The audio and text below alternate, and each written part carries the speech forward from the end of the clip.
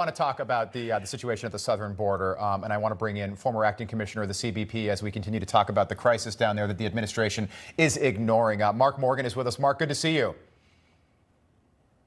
You're joined by Congresswoman Ashley Hinson. Mark, we'll just double check your audio, and I'll pose this question to the Congresswoman. This is White House Press Secretary Karine Jean-Pierre yesterday on the situation at the border. Let's listen. He has tools that he's used to make sure that we do this. We actually deal with the immigration system in a humane way, and in a way that is that actually deals with what we're seeing at the border. And that's why you've seen the parolee program be so successful. When it comes to illegal migration, you've seen it come down by more than 90%, and that's because of the actions that this president has taken. Congresswoman, your reaction to that? I think she's lying, flat out. You look at the border numbers over the weekend, it's an unsustainable surge at our southern border, and I think they knew this was coming, right? Title 42 is ending in 9 days.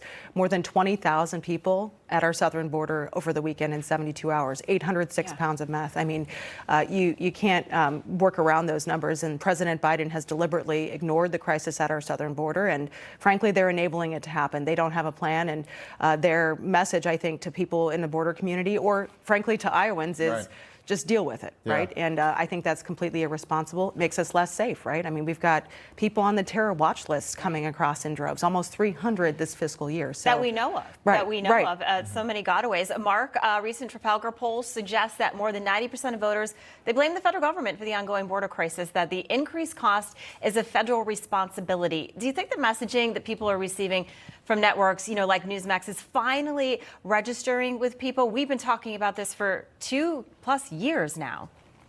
It is. The poll is absolutely correct. The Constitution is very clear under Article 4, Section 4, that the federal government has a responsibility to protect every state from threats outside our border, and clearly they've abdicated that constitutional responsibility. I do think programs like Newsmax and others are making a somewhat of an impact. But as Congressman Hinson just said, and it's very refreshing to hear a Congresswoman just give a very straightforward answer about what's happening in the White House and that they're lying. I mean, I've stood in that same White House. I've stood behind that podium where the White House press secretary is. And with that comes an immense responsibility, because you're talking directly to the United States. And with that, you have a lot of power. But that responsibility to be straightforward and honest with the American people is more important. And the Congresswoman is completely right. The press secretary blatantly lied.